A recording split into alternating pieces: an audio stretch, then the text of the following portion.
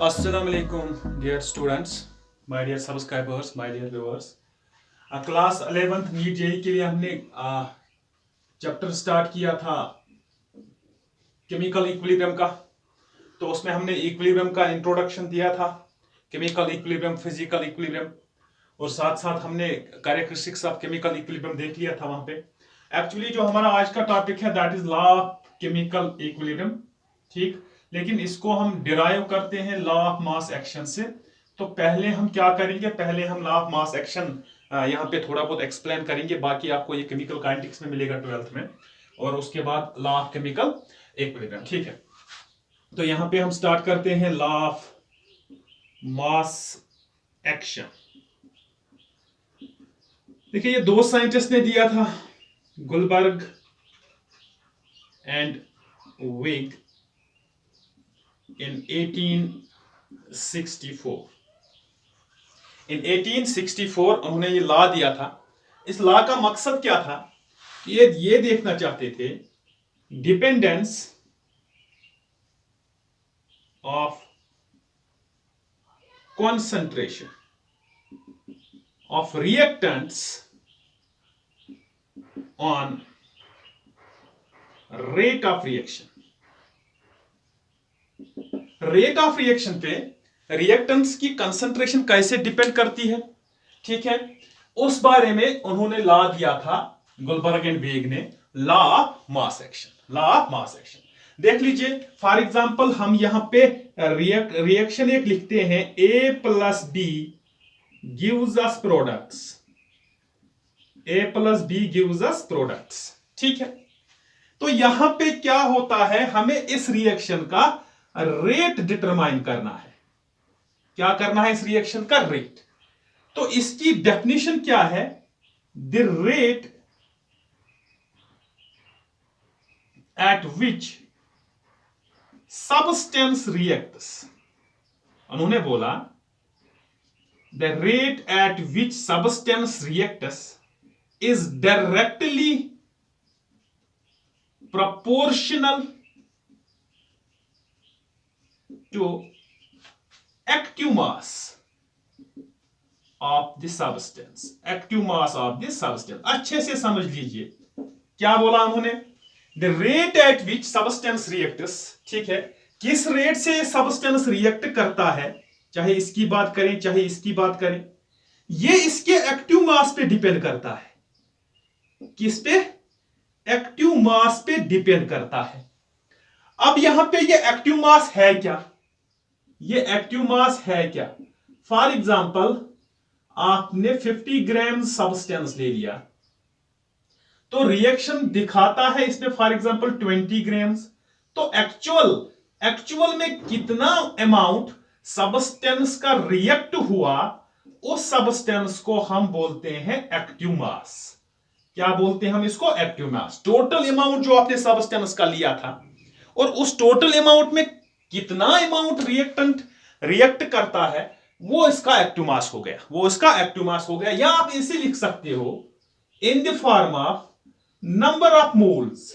पहले चैप्टर में आपने मोल कॉन्सेप्ट तो पढ़ा होगा, उस वक्त हमने बोला है कि कॉन्सेंट्रेशन क्या होती है, number of moles per unit volume, number of moles per unit volume. ये भी इसका एक्टिव मास हो गया, ये भी इसका क्या हो गया, एक्टिव मास।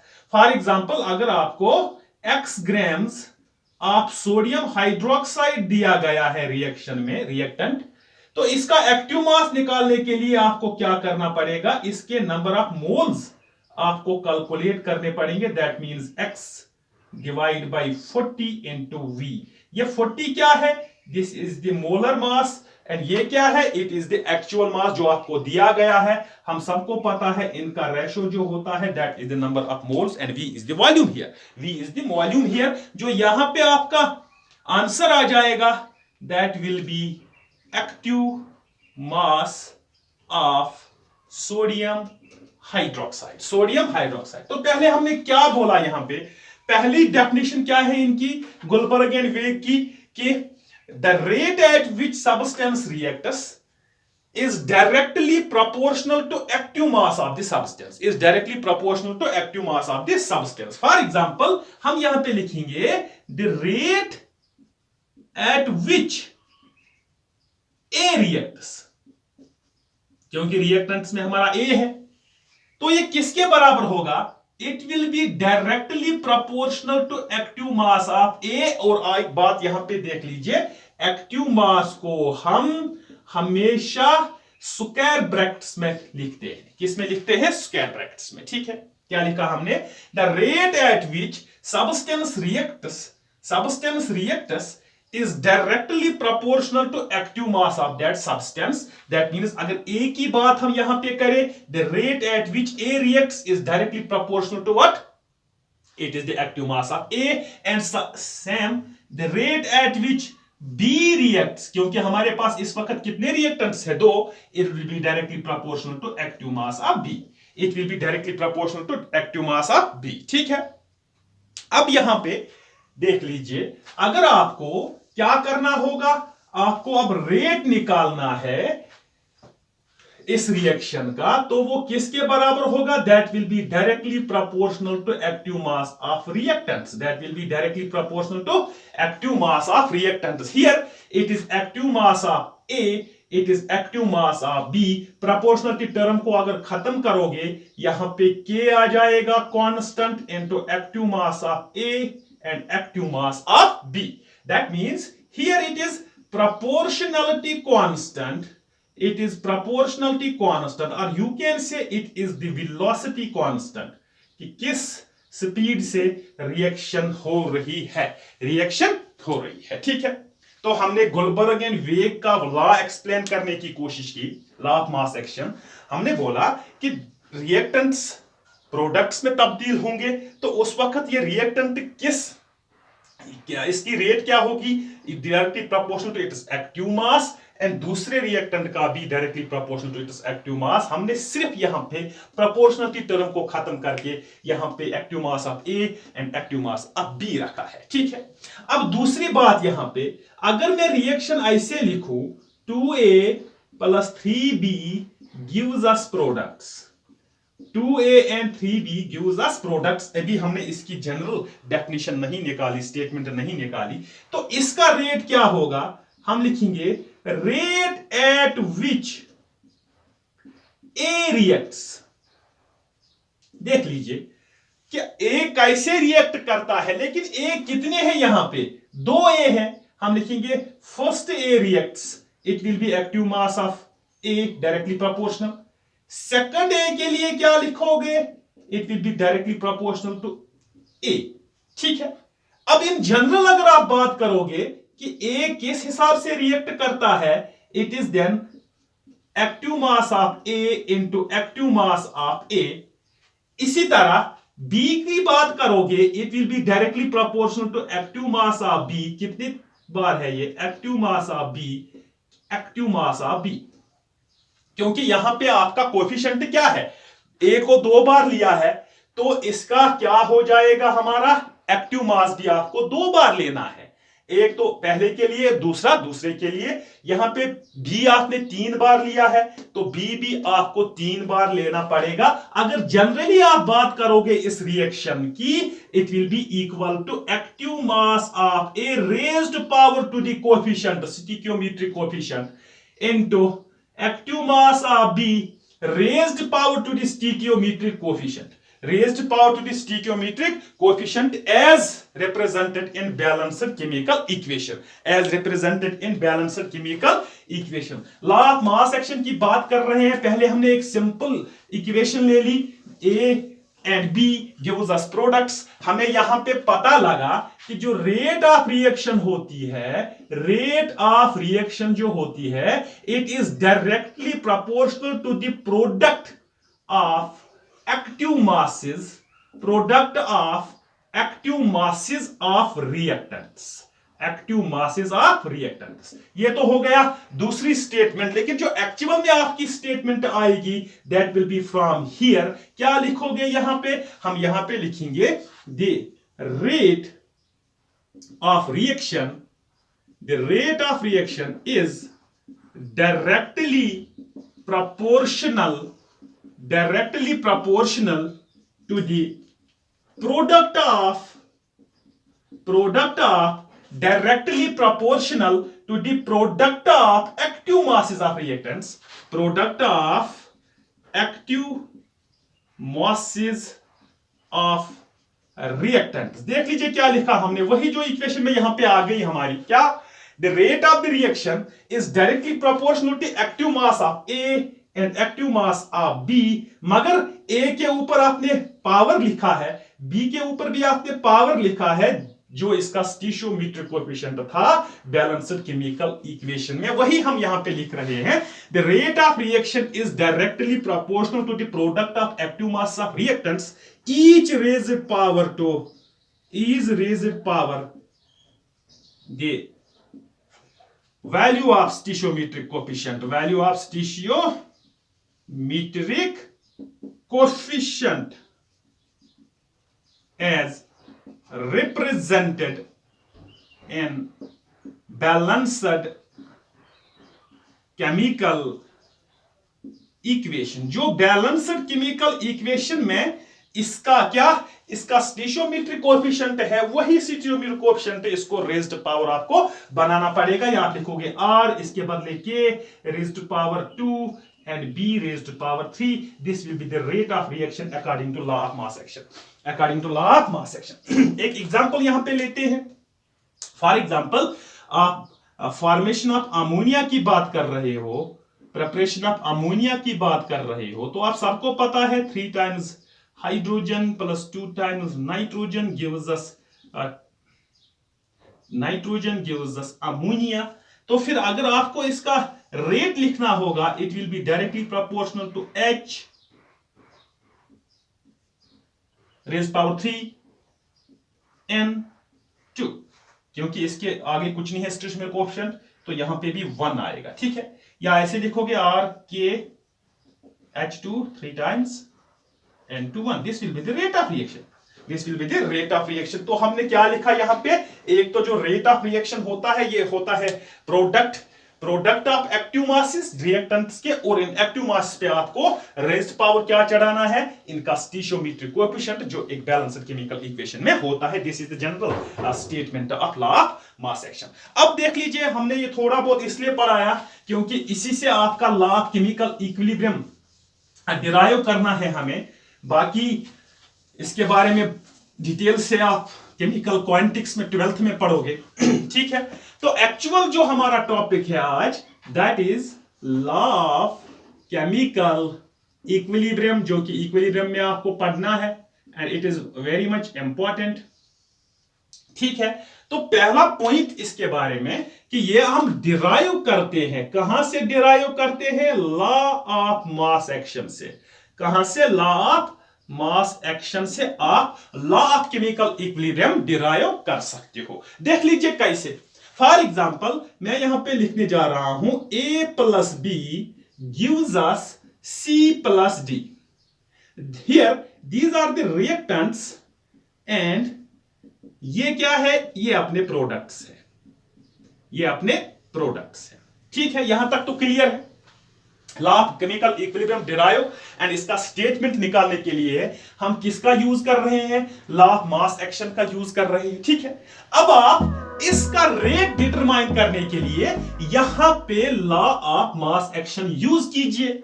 हाँ, पहली बात देख लीजिए, यहां पे A एंड B रिएक्टेंट्स हैं, एंड ये प्रोडक्ट्स क्या देते हैं हमें, C and D. In the initial state there is, अच्छे से देख लीजिए, there is no product formed. जब आप रिएक्शन को स्टार्ट करने जा रहे हो, इनका कोई कॉन्सेंट्रेशन यहां पे मौजूद नहीं होता है, क्योंकि अभी आप रिएक्टेंट्स को ही ला रहे हो. ठीक है, दैट मींस यहां पे कौन सी प्रोसेस हो जाएगी, A एंड B ये आपस में रिएक्ट होके देन आपका क्या बन जाएगा, C and D.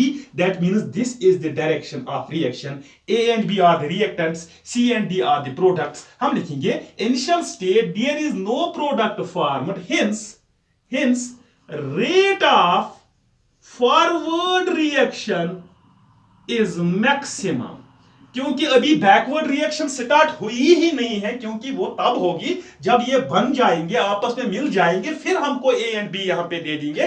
फिलहाल सिर्फ हमारे पास ए एंड बी है। ये जल्दी जल्दी किस में चेंज होना चाहेंगे? प्रोडक्ट्स में। दैट मींस हमारी जो फॉरवर्ड रिएक्शन है, that is a plus B gives us C plus D. The rate of this reaction will be maximum. The rate of this reaction will be maximum. ठीक? And slowly जब इनकी concentration बढ़ जाती है, ये भी तो आपस में मिलके वापस A and B में change हो जाएंगे. That means with time, speed of or rate of forward reaction will decrease.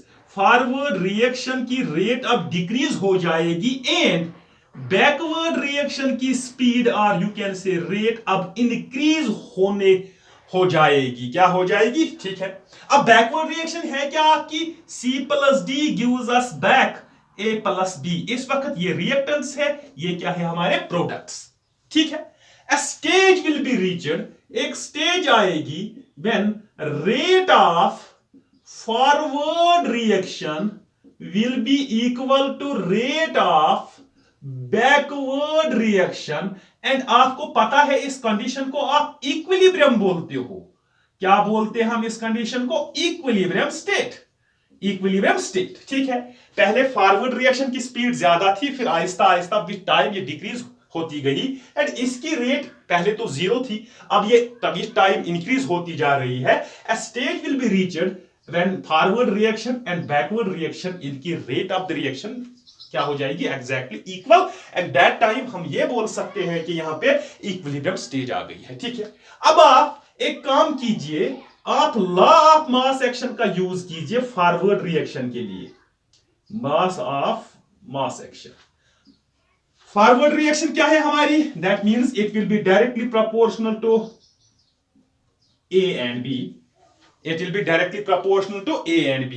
या अगर आप ऐसे लिखोगे A times A, B times B, C times C and D times, तो फिर यहां पे आपको कोफिशिएंट चढ़ाना पड़ेगा। ठीक है।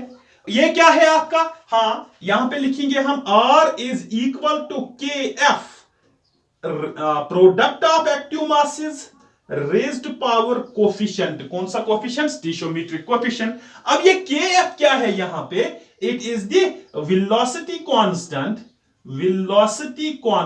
or you can say proportionality constant of forward reaction. Forward reaction के लिए ये proportionality constant। ठीक।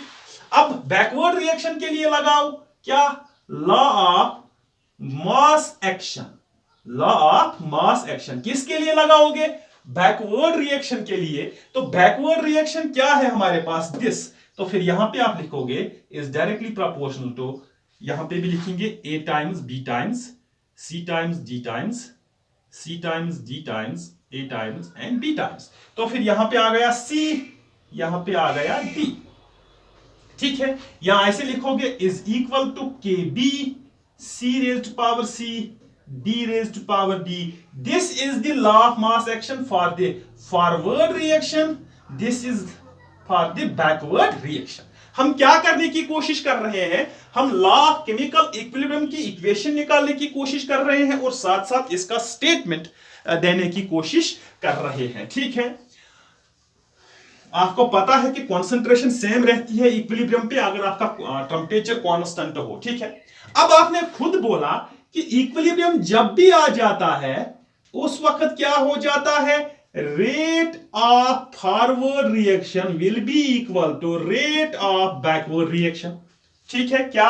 rate of forward reaction will be equal to rate of backward reaction। अब forward reaction के लिए क्या रेट था आपका? KF active mass of A raised power stoichiometric coefficient, active mass of B raised power stoichiometric coefficient। अब backward reaction का rate क्या है? KB C D and D. यहां तक तो क्लियर है। अब यहां पे देख लीजिए आप, अब ये जो है KF, ये यहां से नीचे लाके इसको डिवाइड कीजिए। अब क्या बचा यहां पे? C D active masses divide by active mass of A raised power A, active mass of B raised power B, raised power B. ठीक है, हम स्टेटमेंट निकालने की कोशिश कर रहे हैं इस इक्वेशन से। अब यहां पे देख लीजिए, what is this? This is constant at constant temperature and this is also constant at constant temperature. इन दोनों का रेशो भी क्या होगा? That will be constant, which is called Kc, and this Kc is called equilibrium constant. This Kc, किसी book पे Ke लिखा होगा, this is called equilibrium constant। अब किसके बराबर आ गया ये? प्रोडक्ट्स का एक्टिव मास का product and divide by reactants का एक्टिव मास का product raised to power, each raised to power with a term equal to stoichiometric coefficient. ठीक है, तो यहां पे आप देख लीजिए हमने ये इक्वेशन कैसे निकाली। हमने बोला कि at the equilibrium forward reaction और बैकवर्ड रिएक्शन तो सेम होगी। दोनों पे हमने क्या लगाया? लॉ ऑफ मास एक्शन, और लॉ ऑफ मास एक्शन के बाद हमने बोला rate of forward reaction is equal to rate of backward reaction. Forward reaction के लिए इक्वेशन, बैकवर्ड रिएक्शन के लिए इक्वेशन, सिर्फ हमने डिवाइड किया forward constant and backward constant, क्योंकि ये दोनों कांस्टेंट है, कांस्टेंट टेंपरेचर, इनका डिवाइड रेशो भी क्या होगा? Constant, that is equilibrium constant. अब यहां पे देख लीजिए, अब हम क्या कर रहे हैं? This is the equation of law chemical equilibrium. इसको आप वर्ड्स में लिखोगे यहां पे तो इसका स्टेटमेंट बन जाएगा। क्या लिखोगे? हम यहां पे लिखेंगे दे product of active masses of products। देख लीजिए, ये तो फॉरवर्ड रिएक्शन का प्रोडक्ट बन गया था। हाँ, each raised to the power equal to stoichiometric coefficient. ये स्टोइचियोमेट्रिक कोफिशिएंट है क्या? जो आपकी रिएक्टेंट के आगे लिखा हुआ होता है। ठीक है, coefficient divided by product of active masses of reactants, active masses of reactants. यहां पे भी साथ साथ क्या लिखोगे? each raised to the power, each raised to the power equal to stoichiometric coefficient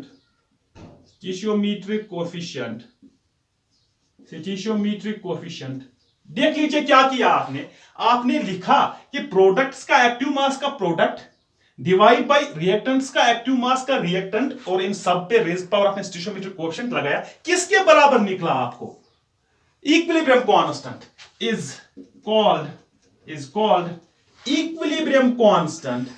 is called equilibrium constant, लेकिन याद रखिए एट कांस्टेंट टेंपरेचर, क्योंकि अगर आप टेंपरेचर को चेंज कर रहे हो तो ये रिएक्शन भी चेंज हो जाएगी। ठीक है, क्या लिखा हमने? The product of active mass of products each raised to the power equal to the stoichiometric coefficient divided by the product of active mass of the reactants each raised to the power equal to the stoichiometric coefficient is called equilibrium constant at constant temperature। This is the statement of law of chemical equilibrium, law of chemical equilibrium. ठीक है, कैसे आई आपकी ये equation यहां पे, वो आपने देख लिया। अब इसी इक्वेशन को आपने वर्ड्स में लिखा तो लॉ ऑफ केमिकल इक्विलिब्रियम का आपका क्या हो गया? इसकी स्टेटमेंट बन गई। ठीक है, अब यहां पे देख लीजिए और एक टर्म इसी के साथ आप देख सकते हो। क्या टर्म है? देख लीजिए, अगर आप राइट हैंड साइड तरफ जाओगे तो ऊपर भी कॉन्सेंट्रेशन है एंड नीचे भी क्या है? कॉन्सेंट्रेशन। ऊपर प्रोडक्ट्स का कॉन्सेंट्रेशन, नीचे किसका कॉन्सेंट्रेशन? रिएक्टेंट्स का कॉन्सेंट्रेशन। ठीक है, अब ये क्या बन गया हमारा? It is the ratio of concentrations which is called concentration coefficient. ठीक है, या इसको आप बोलोगे रिएक्शन कोएफिशिएंट, इसको आप डिनोट करते हो क्यू से। ठीक है, depending upon the value of Q आप क्या करोगे? आप ये चेक कर सकते हो क्या रिएक्शन फॉरवर्ड रिएक्शन डायरेक्शन में जा रही है या बैकवर्ड डायरेक्शन में जा रही है। दैट मींस देख लीजिए इनका रेशो इक्विलिब्रियम कांस्टेंट के बराबर होना चाहिए, होता है, और इनका रेशो क्यू के बराबर भी होता है। ठीक, हम ऐसे लिख सकते हैं if Q is equal to K. What is K here? It is equilibrium constant. देख लीजिए first case reaction question, if it is equal to equilibrium constant, that means if equilibrium constant and Q have क्या similar values, equilibrium किस वक्त आ जाता है जब इसका rate and इसका रेट क्या होगा बराबर। that means इस वक्त रिएक्शन जो है, the reaction is in equilibrium.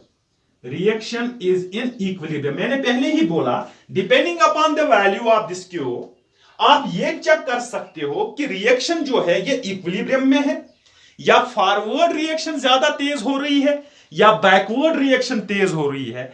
क्यों? अगर आपका रिएक्शन क्वेश्चन का वैल्यू मैच करता है किसके साथ, इक्विलिब्रियम कांस्टेंट के साथ, उस वक्त दोनों रिएक्शन का स्पीड बराबर है। दैट मींस आपकी जो रिएक्शन है वो रिएक्शन इक्विलिब्रियम में है। And number second, if Q is greater than K। अब दूसरी कंडीशन ये आ गई यहां पे कि अगर जो ये Q है अगर ये K से ज्यादा है, K से ज्यादा है, ठीक, इसका मतलब क्या हुआ, इसका मतलब यह हुआ कि यहां पे जो प्रोडक्ट्स ऊपर है नीचे क्या है हमारे रिएक्टेंट्स, ये किसके बराबर है, Q के बराबर।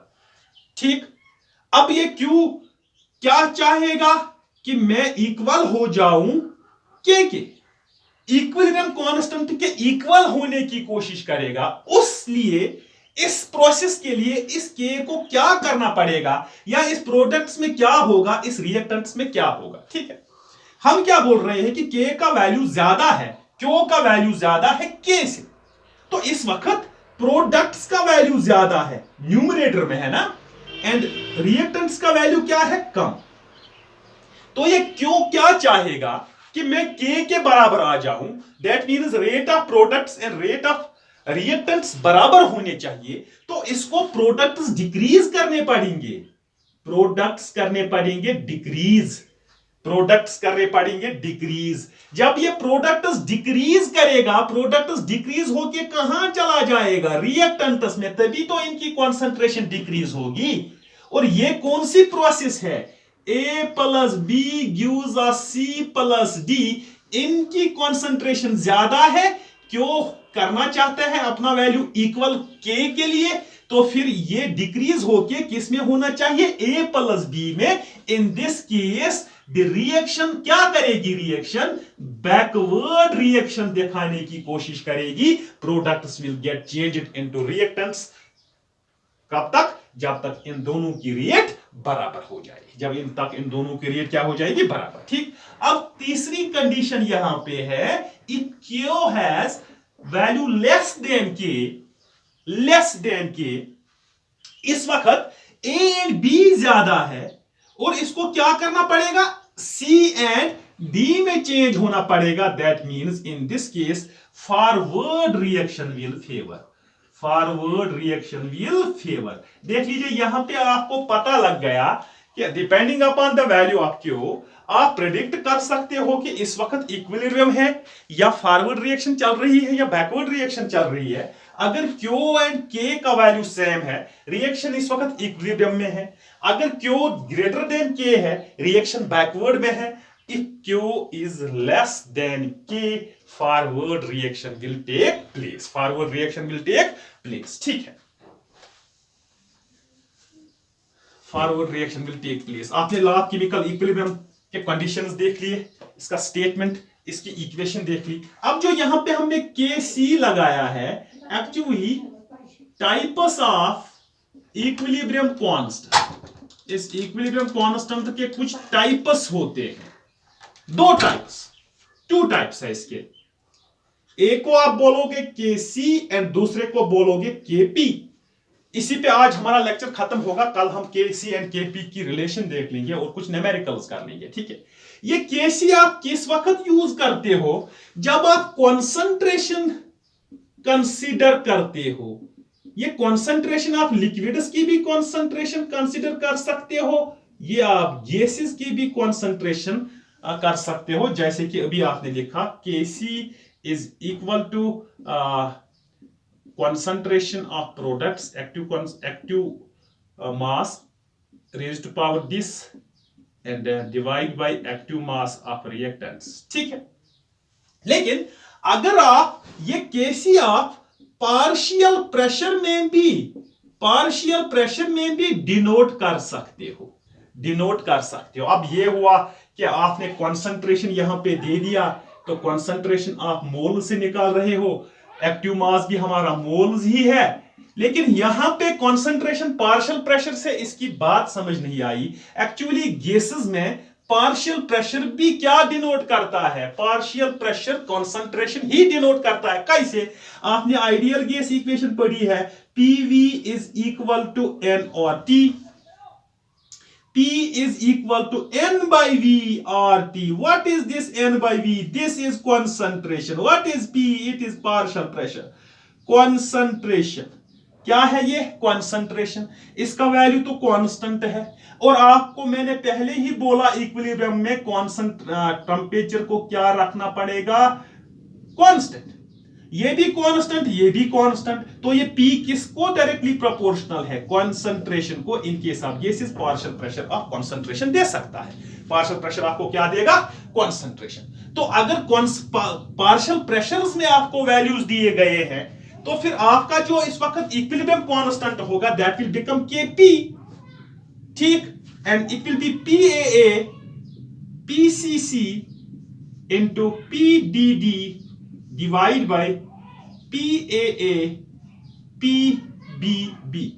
ये क्या है यहां पे जो आप ये स्क्वायर ब्रैकेट्स में यहां पे ले रहे थे? these were the active masses, these were the concentration in case of in the form of moles, but here concentration तो है, लेकिन इस वक्त कंसंट्रेशन आप किस में चेक कर रहे हो? पार्शियल प्रेशर में, तो आपको C के सामने P लगाना है और इसका स्टोइचियोमेट्रिक कोएफिशिएंट रेज्ड पावर इसी तरह सब के साथ। अगर ऐसी इक्वेशन कहीं पे आपको दिखी, ये भी लॉ ऑफ केमिकल इक्विलिब्रियम है, but in case of gases, कौन से गैसेस? जिनमें आप कंसंट्रेशन पार्शियल प्रेशर से निकाल सकते हो या इंक्लूड यहां पे कर सकते हो। ठीक है, तो हमारा जो कल का लेक्चर होगा यहां से ही स्टार्ट होगा। कहां से?